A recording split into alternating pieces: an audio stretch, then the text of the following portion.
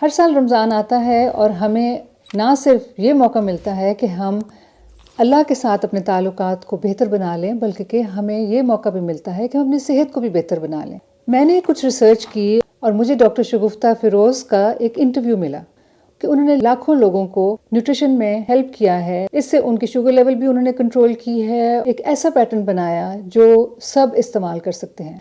मैं वो पैटर्न आपके साथ शेयर करती हूँ। सहरी के टाइम 1 घंटा पहले उठें। 1 घंटा पहले उठने का ये फ़ायदा होगा कि आपके पास इतना टाइम होगा कि आप आराम से पानी भी पी सकें और सारी चीज़ें Aahista Aahista step by step करते रहें, वक्फ़ा दे दे के। अब कैसे करना है? उठने के 10 मिनट के बाद आपने 2 गिलास पानी पीना है। 2 गिलास पानी पीने के बाद 10 मिनट वेट करें। उस वक्त आप वज़ू कर सकते हैं, अपना कुछ सहरी की तैयारी कर सकते हैं।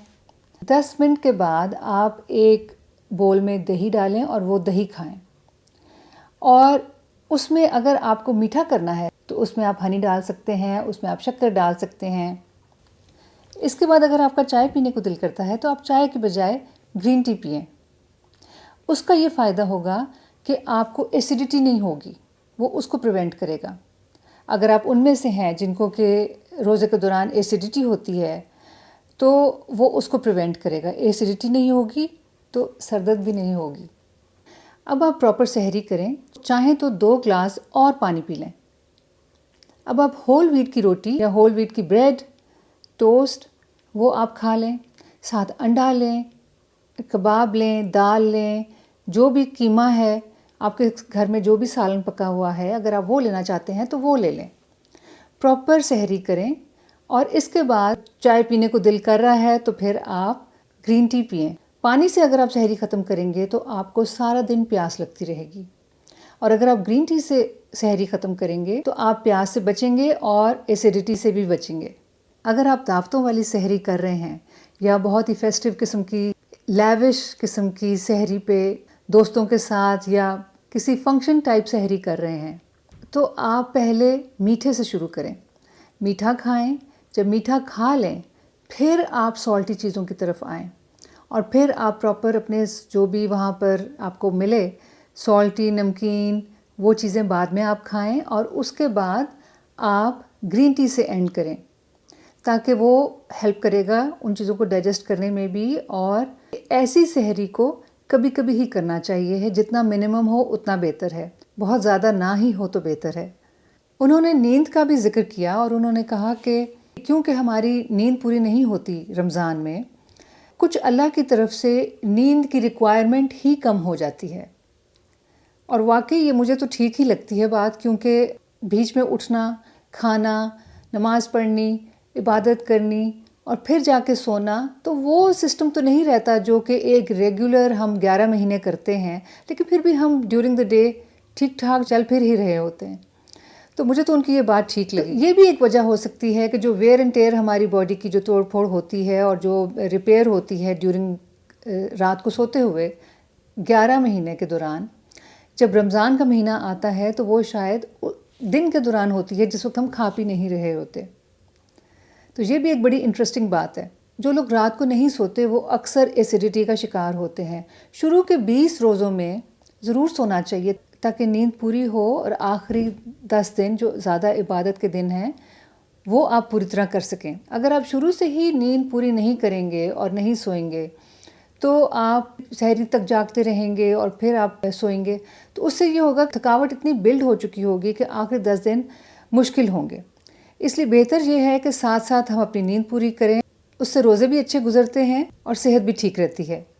कुछ लोग सिर्फ चाहते हैं कि वो डेट्स लें, दूध लें, चाय लें या फ्रूट लें, उनको पूरे न्यूट्रिशन के बेनिफिट्स नहीं मिलेंगे रमज़ान के दौरान। और कुछ लोग बिल्कुल ही एक ग्रुप ऑफ फूड जो है, यानी कि जैसे कार्ब्स, उसको निकाल देते हैं। कुछ लोग कहते हैं कि जी फ़ैट नहीं लेना, तो वो घी ऑयल सब छोड़ देते हैं। सब चीज़ों को म्याना रवि में खाना बेहतर है हमारे लिए, क्योंकि हमें हर चीज़ की थोड़ी थोड़ी न्यूट्रिशन चाहिए।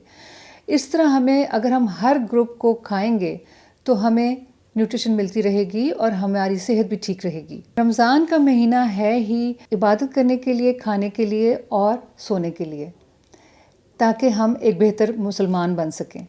जब डॉक्टर शगुफ्ता से पूछा गया कि इफ्तारी के टाइम पकौड़े, समोसे, लाल रंग की ड्रिंक्स, सोडाज़ और कोई मीठी ड्रिंक्स हमें पीनी चाहिए क्योंकि रोज़ा खोलना है तो दिल करता है, तो उन्होंने कहा कि रोज़े के दौरान हमारी बॉडी स्टार्वेशन मोड में चली जाती है, जिसकी वजह से शुगर लेवल लो होता है, टेम्परेचर लो होता है और सर्कुलेशन भी लो होती है। इसलिए बेहतर है कि हम डेट्स यानी खजूर से रोज़ा खोलें। डेट्स खाएं और फिर फ्रूट खाएं। फ्रूट मिक्स करके आप फ़र्क किस्म के फ्रूट खा सकते हैं। उसके बाद अगर आपका कुछ ड्रिंक लेने को दिल कर रहा है तो आप गरम ड्रिंक लें, जैसे कि चाय है। मिक्स टी यानी दूध वाली, दूध पत्ती नहीं, आप ब्लैक टी लें जिसमें कि थोड़ा दूध डालें। रोज़ा खोलते ही पानी पीने के बहुत से साइड इफ़ेक्ट्स हैं, जिसकी वजह से उन्होंने कहा कि आप बेहतर है कि पहले खजूर, फ्रूट और चाय से खोलें।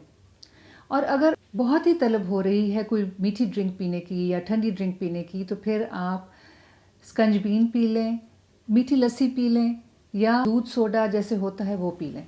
अब आप थोड़ी ब्रेक लें और नमाज़ पढ़ लें।